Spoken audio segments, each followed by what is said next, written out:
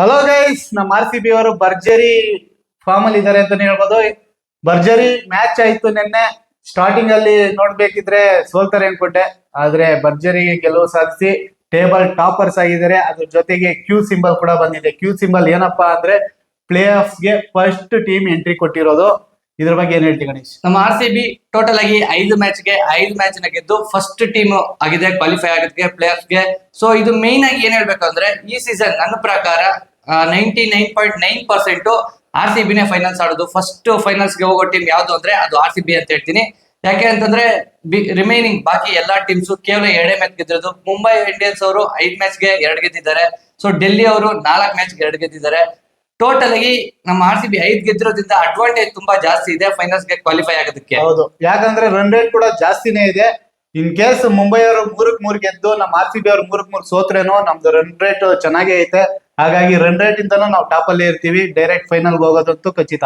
ಹೌದು, ಇನ್ನೊಂದು ಒಳ್ಳೆ ನ್ಯೂಸ್ ಏನು ಅಂದ್ರೆ ನಮ್ಮ RCB ಟೀಮ್ ನ ಎಲ್ಲಾ ಪ್ಲೇಯರ್ಸ್ ಪರ್ಫಾರ್ಮೆನ್ಸ್ ತುಂಬಾ ಚೆನ್ನಾಗಿ ಮಾಡ್ತಾ ಇದ್ದಾರೆ. ಮೇನ್ ಆಗಿ ಹೇಳ್ಬೇಕಂದ್ರೆ ಈ 5 ಮ್ಯಾಚ್ ಅಲ್ಲಿ 5 ಮ್ಯಾನ್ ಆಫ್ ದಿ ಮ್ಯಾಚ್ ಕೂಡ ಡಿಫ್ರೆಂಟ್ ಪ್ಲೇಯರ್ಸ್ ಬಂದಿರೋದು. ಹೌದು, ಒನ್ ಮ್ಯಾನ್ ಶೋ ಅಂತೂ ಯಾರ್ದು ಇಲ್ಲ. ಎಲ್ಲಾರು ಚೆನ್ನಾಗಿ ಆಡ್ತಿದ್ದಾರೆ. ಟೀಮ್ ಚೆನ್ನಾಗಿ ಆಡ್ತಿರೋದಕ್ಕೆ ನಮ್ಮ RCB ಟೀಮ್ ಟಾಪ್ ಅಲ್ಲಿ ಇರೋದು.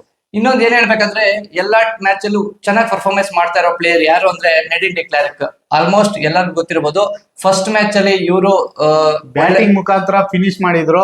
ಅದೇ ರೀತಿ ಬೌಲಿಂಗ್ ಅಲ್ಲಿ ಕೂಡ 4 ವಿಕೆಟ್ ತಗೊಂಡಿದ್ರು. ಪ್ರತಿ ಮ್ಯಾಚ್ ಅಲ್ಲೂ ಇವರ ಪರ್ಫಾರ್ಮೆನ್ಸ್ ಅಂತೂ ನಮ್ಮ RCB ಗೆ 100% ಕೊಡ್ತಾ ಇದ್ದಾರೆ. ನೆಕ್ಸ್ಟ್ ಎಲಿಸ್ ಪೆರಿ ರೀಪ್ಲೇಸ್ಮೆಂಟ್ ಆಗಿ ಸದ್ಗೇರಿ ಅವರು ಬಂದ್ರು. ಅವರು ಅಷ್ಟೇ ನಿನ್ನೆ ಮ್ಯಾಚ್ ಆಡಿದ್ರು, ಸಖತ್ತಾಗಿ ಆಡಿದ್ರು, ಒಳ್ಳೆ ವಿಕೆಟ್ಸ್ ತೆಗೆದ್ರು ಅಂತಾನೆ ಹೇಳ್ಬೋದು. ಆಲ್ಮೋಸ್ಟ್ ಗುಜರಾತ್ ಟೀಮು ಡಿಪೆಂಡ್ ಆಗಿರೋದೇ ಫಾರಿನ್ ಪ್ಲೇಯರ್ಸ್ ಇಂದ. ಆಸ್ಲಿ ಗಾರ್ಡ್ನರ್ ಆಗಿರ್ಬೋದು, ಸೊ ಜಾರ್ಜಿಯೋ ವ್ಯಾರಮ್ ಆಗಿರ್ಬೋದು, ಸೋಫಿ ಡಿವೈನ್ ಮತ್ತೆ ಬೆತ್ಮುನೆ, ಇವ್ರ ಮೇಲೆ ಅವ್ರ ಫುಲ್ ಟೀಮ್ ಡಿಪೆಂಡ್ ಆಗಿದೆ. ಸೊ ಮೈನ್ ಆಗಿ ಫಸ್ಟ್ 2 ವಿಕೆಟ್ ಫಾರಿನರ್ಸ್ ನ ತೆಗೆದು ನಮ್ಮ RCB ಟೀಮ್ಗೆ ಒಳ್ಳೆ ಹೋಪ್ ನ ತಂದ್ಕೊಟ್ರು ಮ್ಯಾಚ್ ನ ಗೆಲ್ಲೋದಕ್ಕೆ. ಆಶ್ ಗಾರ್ಡ್ ಅವರು ಚೆನ್ನಾಗಿ ಆಡ್ತಾ ಇದ್ರು, ಅವ್ರಿಗೆ ಒಳ್ಳೆ ಸಾಥ್ ಸಿಕ್ಕಿಲ್ಲ. ಹೌದು, ಬ್ಯಾಕಪ್ ಆಗಿ ಯಾರು ಅವ್ರಿಗೆ ಆಡ್ಕೊಟ್ಟಿಲ್ಲ. ಬಂದವರೆಲ್ಲ 3-4 ರನ್ಗೆ ಬಿದ್ದೋದ್ರು. ಪಾಪ ಆಶ್ಲಿ ಗಾರ್ಡ್ನರ್ ಕ್ಯಾಪ್ಟನ್ 54 ರನ್ ಹೊಡೆದು 1 ಮ್ಯಾನ್ ಆರ್ಮಿ ಆಗಿ ನಿಂತ್ಕೊಂಡಿದ್ರು. ಬಟ್ ಮ್ಯಾಚ್ ನ ಗೆಲ್ಲಕ್ ಆಗ್ಲಿಲ್ಲ. ಮತ್ತೆ ಇದಕ್ಕೂ ಮುಂಚೆ 5-5 ಗೆದ್ದಂತ MI ಮತ್ತೆ DC ಅವರು ರೆಕಾರ್ಡ್ ನ ನಮ್ಮ RCB ಅವರು ಈಕ್ವಲ್ ಮಾಡಿದ್ದಾರೆ. ನೆಕ್ಸ್ಟ್ ಮ್ಯಾಚ್ ಏನಾದ್ರು ಗೆದ್ರೆ ಹೊಸ ರೆಕಾರ್ಡೇ ಮಾಡ್ತಾರೆ ಅಂತಾನೆ ಹೇಳ್ಬೋದು.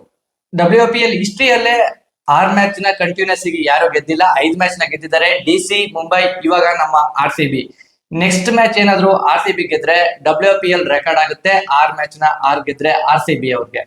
ಮತ್ತೆ ಇನ್ನೊಬ್ಬ ಪ್ಲೇಯರ್ ಅವ್ರನ್ನ ನೆನ್ಸ್ಕೊಳ್ಳೇಬೇಕು, ಲೋರೆನ್ ಬೆಲ್ ಅವರು.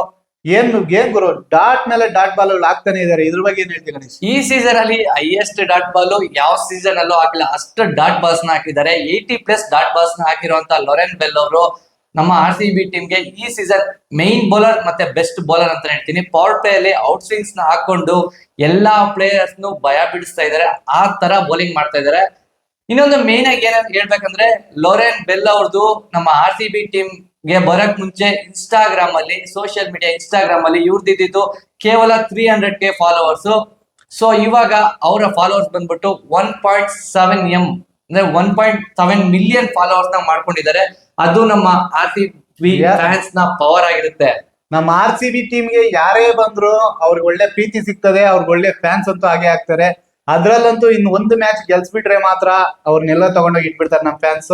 ಸೊ ನಮ್ಮ RCB ಫ್ಯಾನ್ಸ್ ಯಾರು ಇದಾರೋ ನಿಮ್ಮ ಫೇವರೇಟ್ ಪ್ಲೇಯರ್ WPL ಅಲ್ಲಿ RCB ಟೀಮ್ ಅಲ್ಲಿ ಯಾರು ಅಂತ ಈ ವಿಡಿಯೋ ಅಲ್ಲಿ ಕಮೆಂಟ್ ಮಾಡಿ. ಹಾಗೆ ನಮ್ಮ ಚಾನಲ್ ನ ಏನಾದ್ರು ಇನ್ನೂ ಸಬ್ಸ್ಕ್ರೈಬ್ ಆಗಿಲ್ಲ ಅಂದ್ರೆ ದಯವಿಟ್ಟು ಸಬ್ಸ್ಕ್ರೈಬ್ ಆಗಿ, ಲೈಕ್ ಮಾಡಿ, ಶೇರ್ ಮಾಡಿ. Thank you.